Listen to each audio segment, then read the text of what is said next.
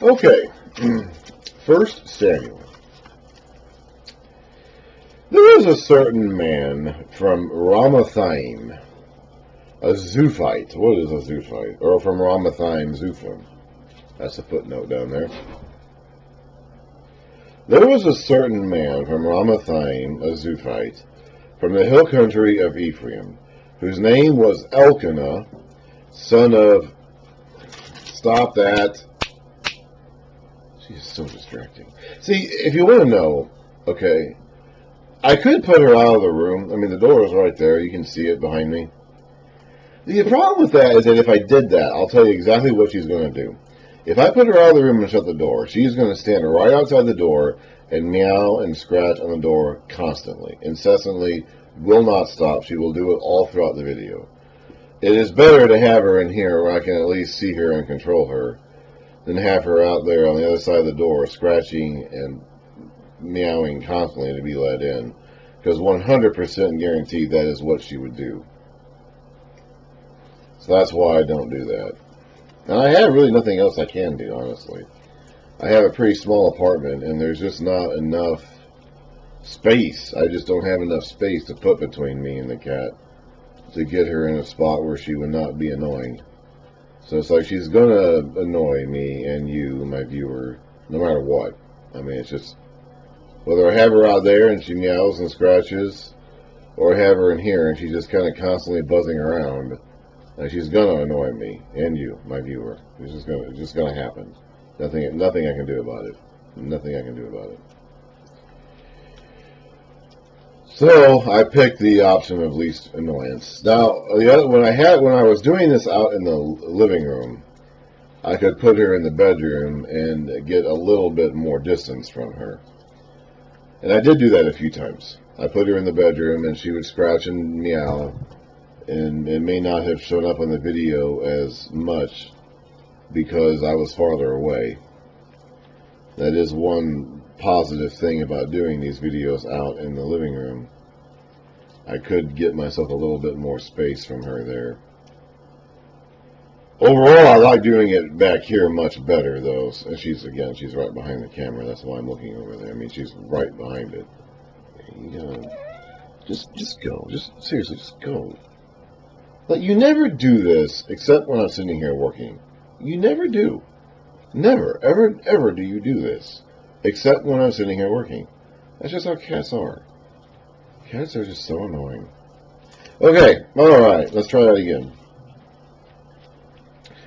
There was a certain man from Ramathaim, a Zuphite, from the hill country of Ephraim, whose name was Elkanah, son of Jeroham, the son of Elihu, the son of Tohu, the son of Zuph, an Ephraimite. So that's where Zuph comes from, in case you're wondering.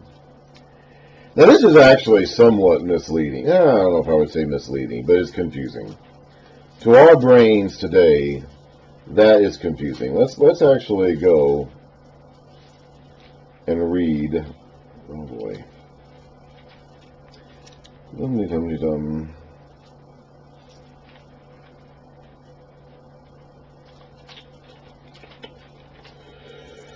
Okay, now at the beginning of First Chronicles, which is a recap, Chronicles, the chronicler, Chronicles was written by someone who was living several hundred years after all these things, after the exile, after the return from exile.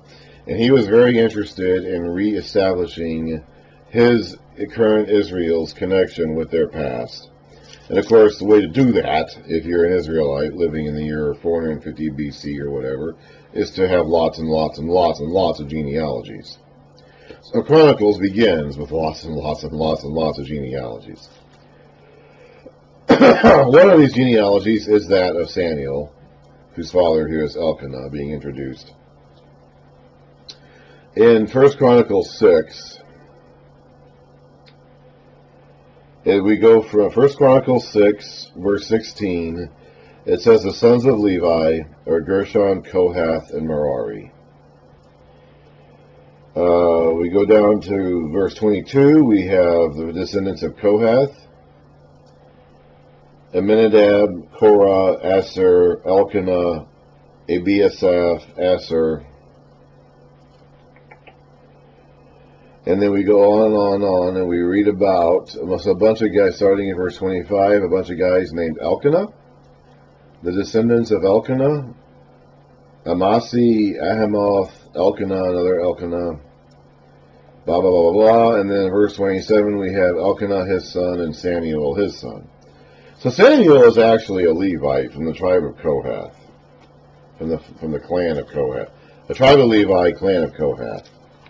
So this early introduction here in 1 Samuel, the way it's written and the way it sometimes is translated in our English Bibles, makes it seem like they are Ephraimites, but they're not. They may have been living in Ephraim, but they are actually descended of Levi, and specifically of the clan of Kohath. Okay, so, just to clear that up.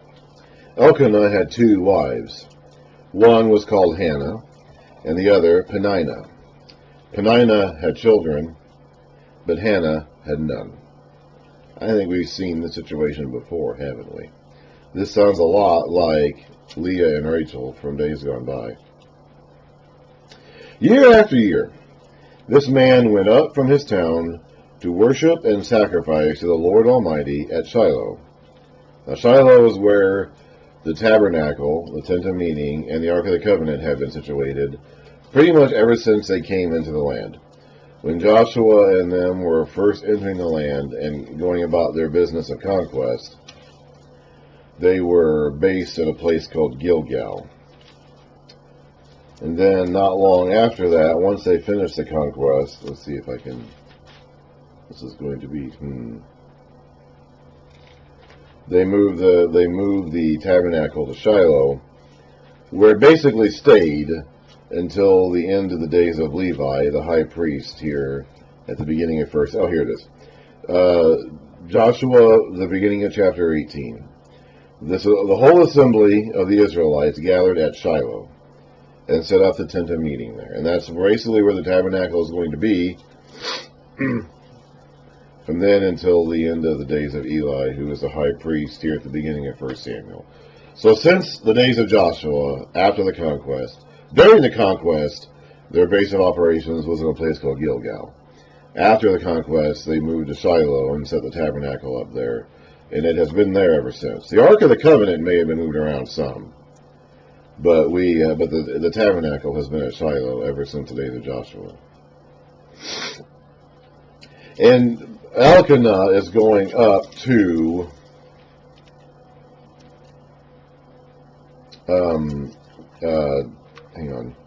Elkanah is going up to Shiloh for some kind of a feast. I don't know what feast this is. I don't know if it's one of the 3 required yearly feasts or just something other different. I don't know.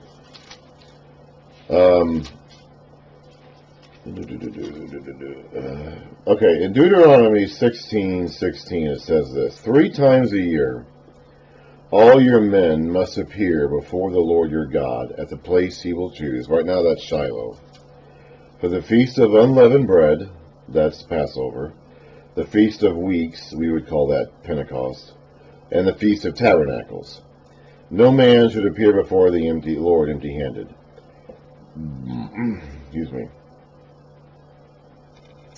Each of you must bring a gift in proportion to the way the Lord your God has blessed you. So 3 times a year, all the men were required to go to Shiloh and then later to Jerusalem to participate in these feasts. The women were not required to go, although they were not forbidden from going. I don't know if this is one of those.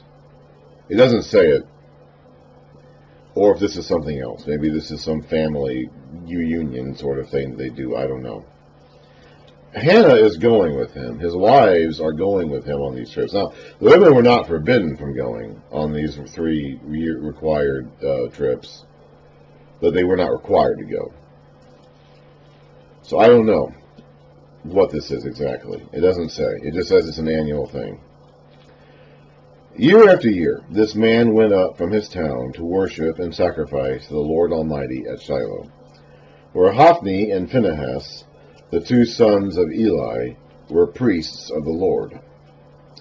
Whenever the day came for Elkanah to sacrifice, he would give portions of the meat to his wife Penninah, so she went with him on these trips,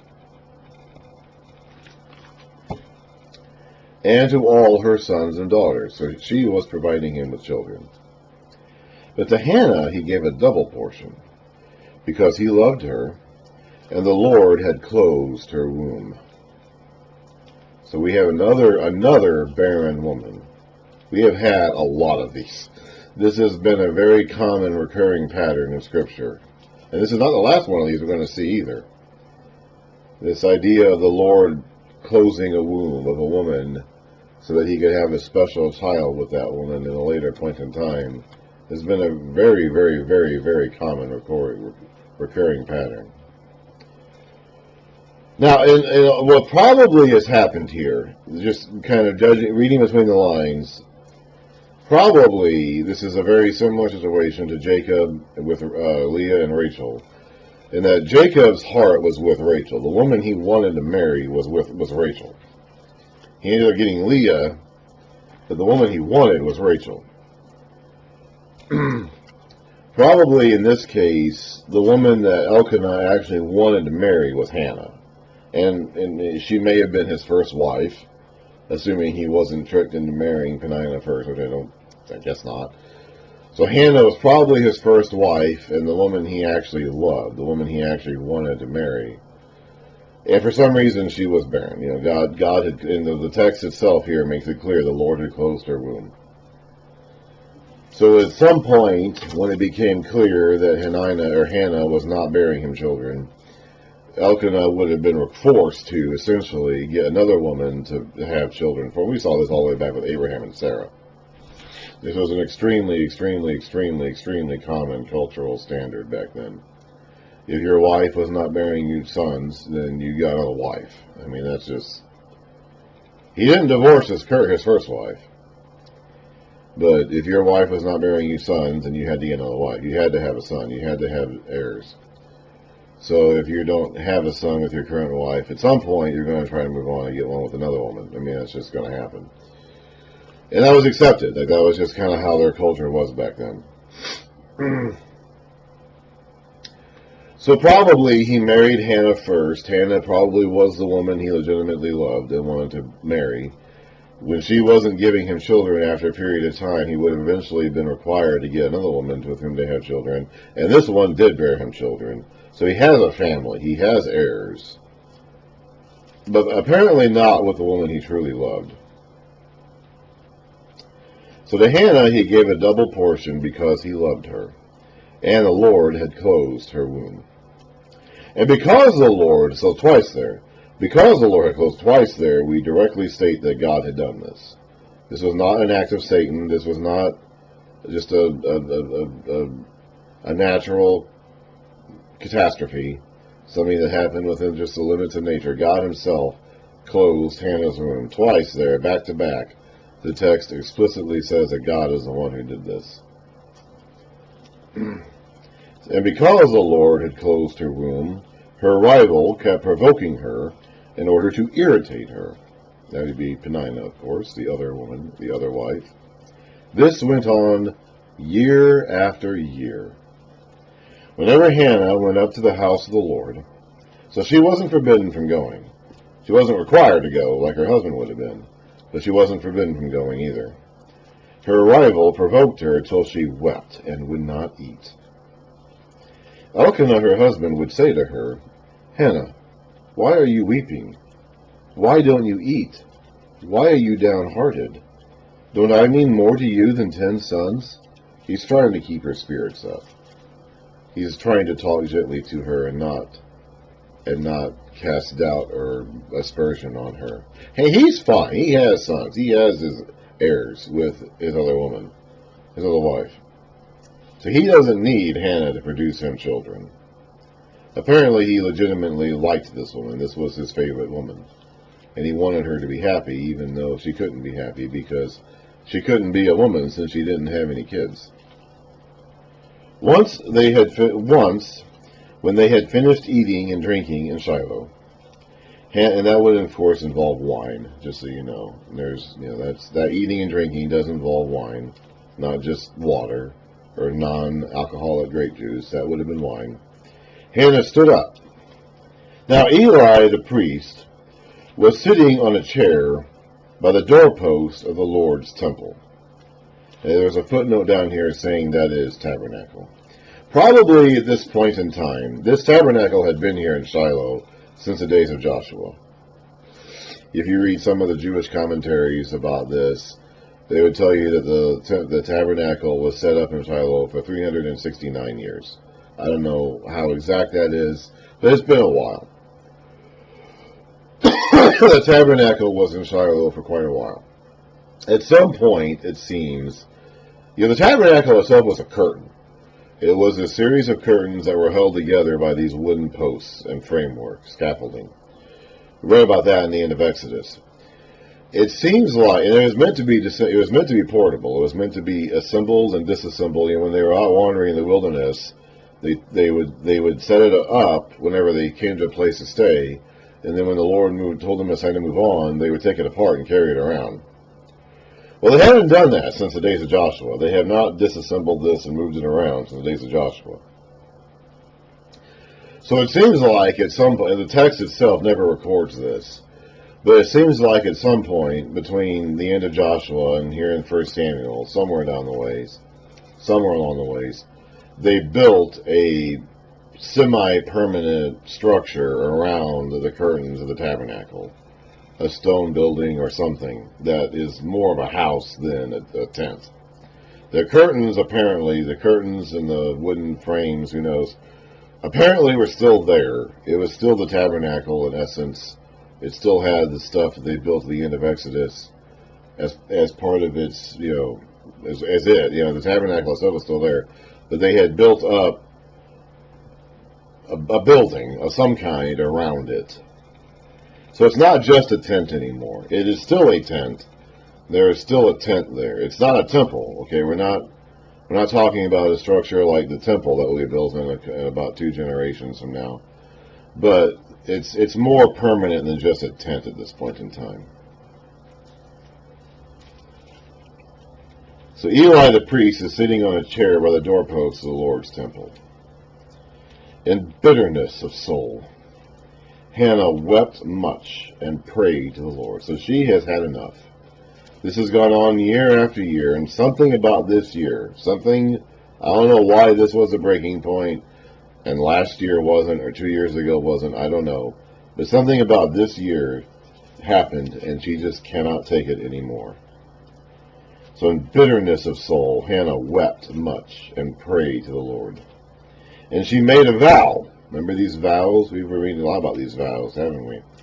Saying, O Lord Almighty, if you will only look upon your servant's misery, and remember me, which means take action for me, and not forget your servant, but give her a son, then I will give him to the Lord for all the days of his life, and no razor will ever be used on his head. That sounds like a Nazirite vow, huh? That's very similar we read at the end of Judges about Samson. Now in that case, it was the angel of the Lord telling the mother-to-be what to do with the son that was about to conceive in her womb.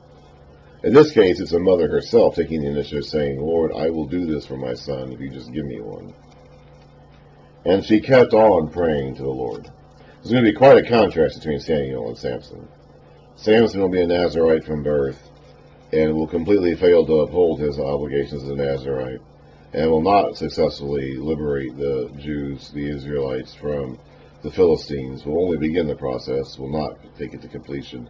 Samuel won't fight the Philistines off either. That'll be down to the kings to do that, but he will be a faithful, I don't know if he's really a Nazirite, but he will be a faithful priest and a faithful servant of the Lord all throughout his life.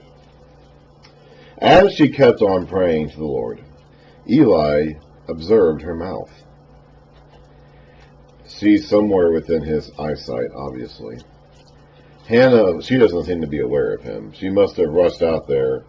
Their tables would have been set up in the main tabernacle area. So they got done eating, or she got done eating, or maybe she just got off the table and just ran out. I'm not sure. She must have run out there and probably run right past Eli, who would have been sitting on the chair next to the door. And she just probably ran out right past him, didn't even notice he was there, and then fell down and started praying without even knowing that Eli was sitting there. Hannah was praying in her heart, so she was speaking silently. and her lips were moving, but her voice was not heard. Now this would have been strange, okay? We talk a lot about, praying Jesus into your heart, or praying silently, or reading the Bible. We said a lot, the whole point of this video series I'm doing now is because I believe the Bible was meant to be read out loud. And we don't do that. We often don't even really emphasize that in our teaching and preaching in our churches today. So we talk about this daily devotional, this daily quiet time where you read silently and then you pray silently and all that. That actually isn't really how the Bible presents it being done at all. And here in this case, Hannah is actually praying silently. Now she's kind of mouthing the words. Kind of like doing that or something. She's mouthing the words, but she's not speaking them. She's praying silently. And this was weird. Like, this was not typical, okay? The idea of, praying silently without actually speaking your words out loud was odd. To the degree that Eli, the high priest, thought she was drunk. That's how unaccustomed he was to someone doing this.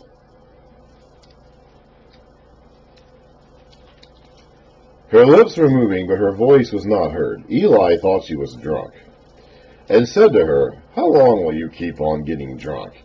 Get rid of your wine." Remember, they would have had wine with their meal. He thinks she's had too much wine. "Not so, my lord," Hannah replied. "I am a woman who is deeply troubled. I have not been drinking wine or beer. I was pouring my soul out to the Lord. Do not take your servant for a wicked woman or a daughter of worthlessness. I have been praying here out of my great anguish and grief." But she hasn't been saying what she's been praying for. She's been saying why she's praying out of deep anguish and grief. But she hasn't been saying what she's praying for. So Eli doesn't actually know that. Eli answered, "Go in peace, and may the God of Israel grant you what you have asked of him." She said, "May your servant find favor in your eyes." Then she went her way and ate something, and her face was no longer downcast. So she has gotten it out of her. Whatever God does, and he closed her womb twice, back to back, twice in a row. The text made it very clear that it was God who closed her womb. It was the Lord. It wasn't Satan. It wasn't a natural phenomenon. It was the Lord who had closed her womb. No doubt about that. He may keep her womb closed. We don't know what he's going to do at this point. But whatever he ends up doing with her womb, whether he opens it or keeps it closed, she has poured her heart out to the Lord, and she feels better. She's gotten it out of her. She's gotten it out. She's aired her grievances. She's made her request, offered her vow. She's gotten blessed by the priest. In this point, it's in God's hands, and whatever he does, he does. Whatever he doesn't do, he doesn't do. And there's nothing more Hannah can do about it. Early the next morning, they arose and worshipped before the Lord, and then went back to their home at Ramah. Elkanah lay with Hannah, his wife, and the Lord remembered her. There's that remember. We saw that all the way back in Genesis when we talked about the guys on the ark. He remembered Noah. He remembered Hannah here. It means he's taking action on her behalf. So, in the course of time, Hannah conceived. I don't know if it was a year later, 2 years later, 5 years later, or maybe right away, the very next day. I don't know. In the course of time, Hannah conceived, and she gave birth to a son. She named him Samuel, saying, "Because I asked the Lord for him." Samuel sounds like the Hebrew for heard of God.